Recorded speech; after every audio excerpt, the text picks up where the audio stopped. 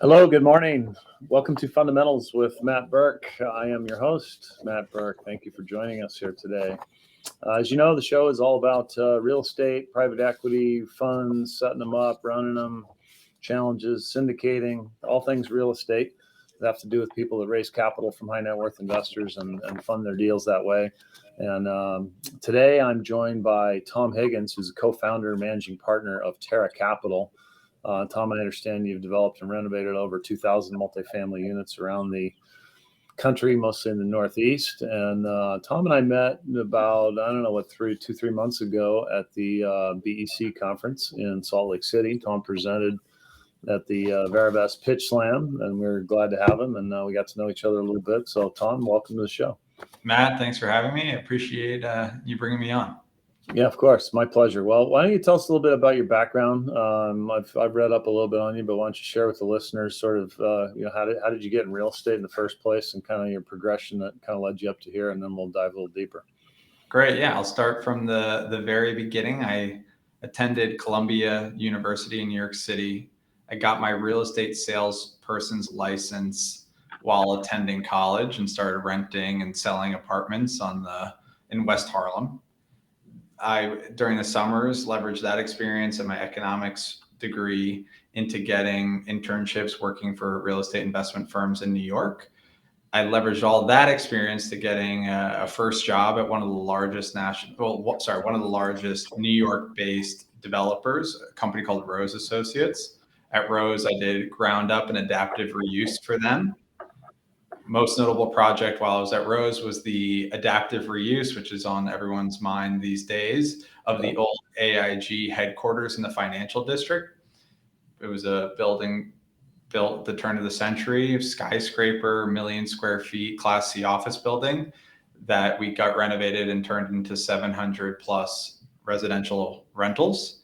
Oh, wow. I then leveraged that experience doing site acquisition, ground up development, adaptive reuse to work for one of the largest national developers in the United States, a company called Lennar Corporation. For Lennar, I worked for their wholly owned subsidiary, which was their private equity and multifamily development arm. And I did projects, sourced land, ran development projects in New York, New Jersey, Connecticut, and Pennsylvania. Now I run Terra Capital's real estate development and operations teams. And all told, I'm very close to 2,500 units either renovated or developed to date. Yeah, that's awesome, man. Congratulations. So it sounds like you were involved in real estate from a pretty young age. Did you grow up kind of knowing that was going to be your calling, or?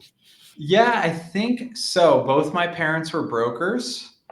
And I was always very interested around the dinner table growing up, hearing their stories. But I wanted to take a different approach and learn kind of deeper parts of the real estate industry, at least in my opinion. And I tell this story, and I'll just tell it very quickly, but I do remember a early memory and a fond memory of being in a yellow cab in Manhattan with my mother and looking up at the buildings, the pre-war large multifamily buildings. I mean, like, how do you do that? And it was never, how do you do that from an engineering standpoint, architectural standpoint, but how does someone go from land to a full building, and what does that whole process look like? And, real estate developer in a way is a master of none. And really, it's all about hiring the best people that are experts in individual fields and having the vision to bring a project from 0 to 100. But that was my goal from the beginning. And I am lucky enough to say I have achieved that goal and wanted to create my own company, but pivoted it and am not focused in multifamily development because I don't think it's the right time for that strategy in our current economic environment. And I wanted to build a very strong and defensible company. And in order to do that, I wanted to focus in the lower middle market of multifamily real estate and do value add renovations, because I think right now, with the cost of construction, the cost of construction debt, land prices, and where rents are in our markets and the markets we focus on, it's very, very difficult to get multifamily development projects to pencil. Yeah, from the ground up, right? It's just like the total cost of the land and the construction and everything else. Just it's like hard to make the rents work to make those numbers pencil. Very, very difficult. And you're seeing it, nationally, a lot of companies that do multifamily development at an institutional scale drying up. There's always exceptions. Could you have land at a very low basis that's been in the family for a long time? Then it can work. Or you're just in a amazing location in a tier one city and rents have gone up so high that somehow it still pencils and maybe you're funding it with all equity. But where SOFR is today, it really wipes out any land basis. You'd be willing to pay to a seller if you're starting a new company and your cost of capital is in line with the market. Yeah, I'm always interested in people kind of how the trajectory or the path that brought them to the point where you used to raise money from investors to fund whatever real estate deals you're doing, right? And it sounds like you started off in you got your real estate license and then went to work for a number of companies. What was your thought process always to get to the point where you're doing your own deals and raising capital from investors? And then how did you, walk us through that progression? Yeah, so I started helping friends and family while I was doing the salesperson's license and along the way while working at those larger companies, whether it was small JV deals, whether it was doing property management. I always provided services in the real estate business from the beginning. I hit a critical mass when I had enough demand and enough people wanting to do deals with us to go out on my own and do it full time. And I felt very fortunate to have the background and experience that I had at the very large companies and be able to learn from really some of the best in the business. And it's been very valuable for me as I build a new real estate investment company to be able to kind of, one, lean on those mentors, but two, all those lessons learned. I mean, between those two companies, they've been operating for over 200 years. So they've really, figured out a thing or two, and I, in no way was able to pull all their expertise into building Terra Capital, but I was able to hit some of the highlights, and it's been very beneficial for us in the way we analyze markets, the way we identify properties, the way we hire people, the way we build our teams out. I've been very fortunate to have a great background in that regard. So tell us a little bit about Terra Capital then. What you said you're the co-founder, managing partner. So it tells me you have another co-founder, but like, what's the structure? You have partner. How many people you got? Kind of give us an idea of what Terra Capital's about. Yeah, we're 5 on the investment professional team, and then everything else is at the asset level. Property management company, service managers, that's all at the asset level. But right now we are 5 people that do asset management and investment management. But Terra Capital is a small multifamily aggregator at its core. We also do mid-market syndications. All of it is in the value add multifamily space. We like to go to that sub-institutional level, both on the syndication, but especially on the fund strategy. We talk about it a lot, but we target the part of the market that is typically too small for large scale developers or syndicators, but too big for house flippers. So we aggregate small multifamily properties in Pittsburgh, Columbus, and Indianapolis, very recession resistant fair weather markets. And we also do one-off mid-market syndications when we come across those opportunities. There's a lot more opportunities in the small multifamily space, but when we get a deal that's 60 units, that's too big for our typical aggregation fund, we don't like to pass up on that because there's still a lot of operational efficiencies with the way our company is set up to take those deals down as well. So it sounds like you're doing both funds and you have a fund and you do individual syndications. Is that right? That's right. Yeah, we are on our second fund. It's currently open. We did our first close right at the turn of the year. And we're targeting our second close for that fund end of summer. And that's the small multifamily aggregation. And then we do the syndications as one-offs. So tell me, so this is your second fund. So you had a first fund, and how did that one go? Like, how big is it? Open-ended? Kind of tell us about moving into the fund. Because, like, of course, well, I don't know if the show here, Tom, a lot of what we focus on is for managers that are trying to move from doing things one deal at a time, maybe in a syndication format or friends and family or JV, into a pooled investment fund. So tell us a little bit about that transition, from not having a fund to having a fund, kind of what you learned there, what that process was like, and then tell us about that first fund. Yeah, I have a different view on this than I think most. As an operator, it's extraordinarily beneficial to have a fund. I've done syndications. It's very stressful. Most people can relate to that. Pref equity becomes a conversation, which I generally don't like to get involved with, or mezzanine financing. I think syndications, just to frame this conversation quickly, syndications can be extraordinarily effective, but they can be stressful when you're trying to be the best operator you can be, but you don't have all that equity raised. And so now you're wearing two hats, or at least your team is sometimes wearing two hats. But going back to your original question on the funds, I feel like the strategy has to meet the vehicle. For small multifamily aggregation or single family home aggregation or any sort of aggregation or roll up strategy, even in the mid market, which is now becoming more popular, funds are extraordinarily important because of the speed in which you do deals. We'll have 5, 10 closings a month.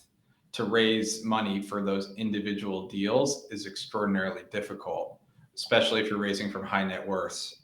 So having a committed capital fund, one, helps you operate and acquire properties more efficiently, but two, it's phenomenal for your reputation in a market.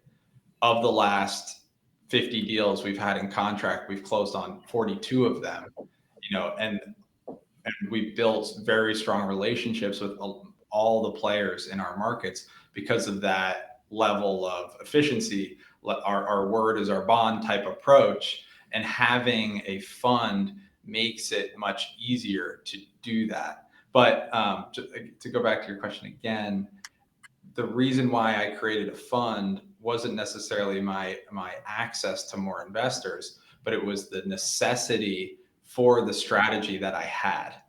And then I built that vehicle, built the pipeline, built the leads, and built the investor base. Yeah, and tell me about, like, that's a lot of deals, man. So, like, how big are these deals, right? For a lot of people say you're doing 40 deals or, what'd you say, 3 or 4 deals a month? I mean, that's a lot of deals. Like, how big are the deals? Tell us about kind of the specific underlying assets that you're doing. Yeah.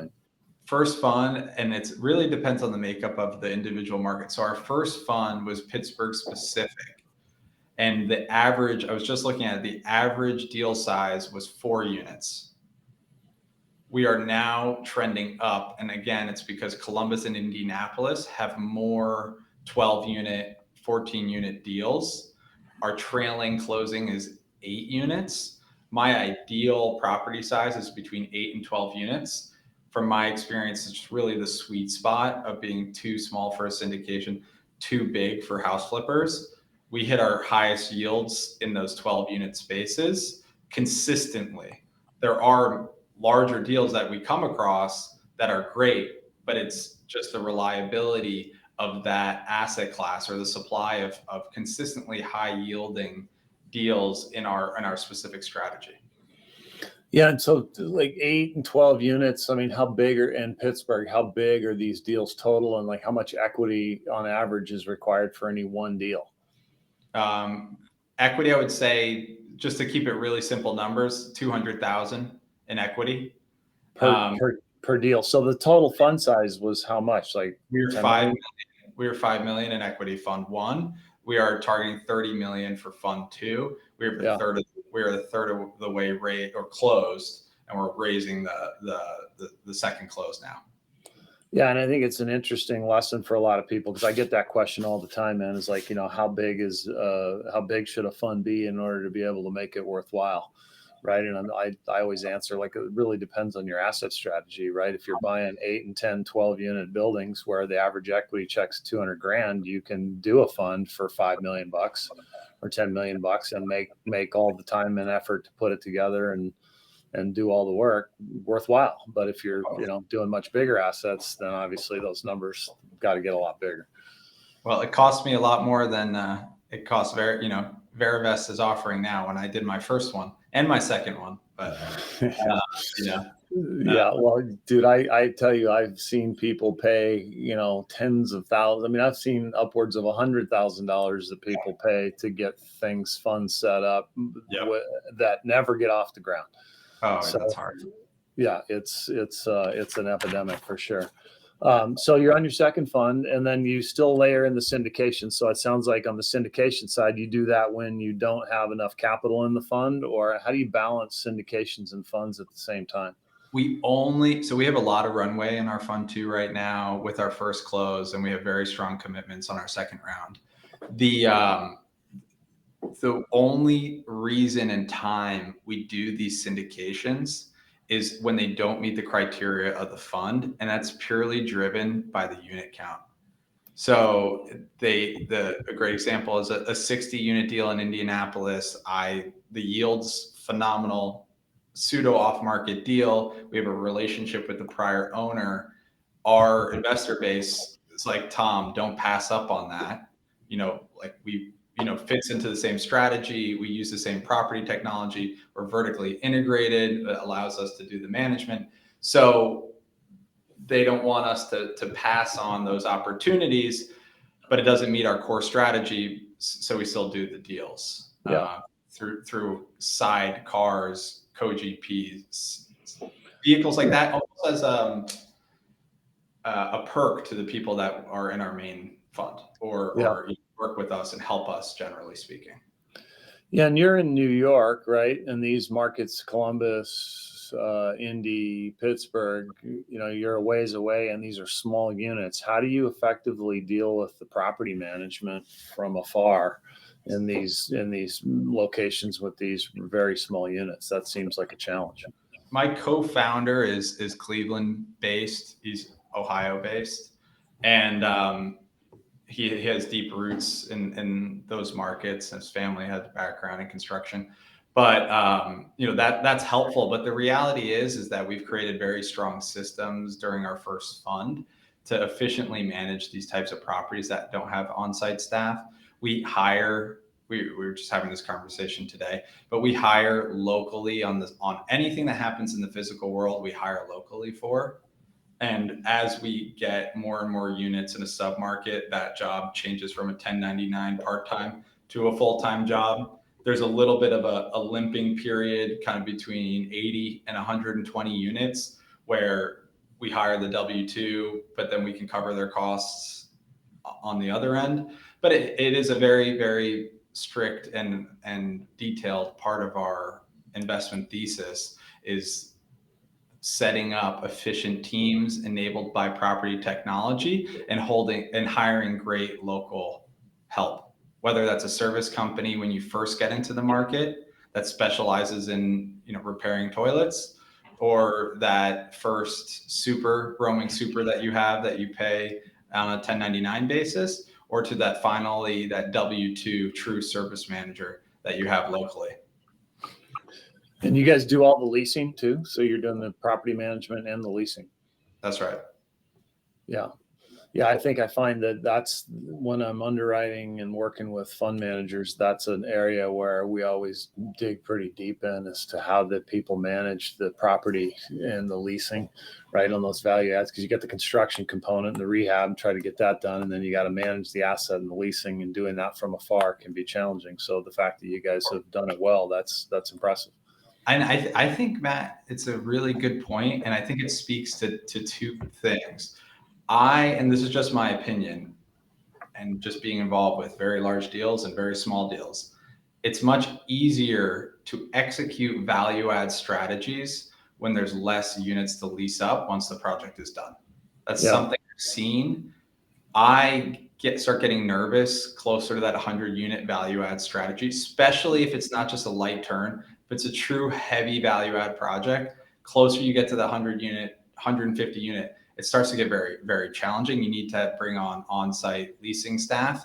Closer you get to that 10 unit where every door is an exterior door and every door has a Schlag and code keypad on it. And you only bring 2 units to the market at a time and you do virtual tours only, the easier it is. So, for our fund strategy, we are 1,000% locked in. And then when we do those mid-market syndications, 40 units, 50 units, 60 units, we have a very specific threshold where we won't go too heavy value add, or we need to fully turn the whole building at once because of exactly what you're getting to. But we do every single tour, at all the leasing we do is 100% virtual. And it's a system that we were forced to build when we were operating during COVID. And it's something that we've just spent an enormous amount of time perfecting, over the last few years. And it's been great. Our team has not leased one property with a leasing agent in physical presence since COVID. We've been 100% virtual. And a lot of big groups and big institutional operators are also doing that now. And it's becoming more and more standardized because it's so cost efficient. But we were forced into it during COVID because no one wanted to tour together, and we just kept going with it, and we've gotten very good at it. Yeah, man. Well, that's impressive that you guys have built it up. Go from 5 to 30. That's like the norm. That's the progression I often see. You do that first fund, get one under your belt, do a little bigger one, keep growing it. That's the way it's done. I'd love to ask you some more questions around the investor side of the equation, but we're kind of running low on time here, Tom. So I'm going to move toward a conclusion. Tell us a little bit about what motivates you these days. Are you reading anything exciting? Any books, audio tapes, podcasts, things that are motivating you to learn and grow and build your business? My favorite book as I grow Terra Capital, and something that I think is just so true about business, is really about the people that you surround yourself with and the people that you hire. So a book that I really enjoyed is Principles by Ray Dalio. It's not a real estate book, but I think every real estate fund manager, syndicator should read it.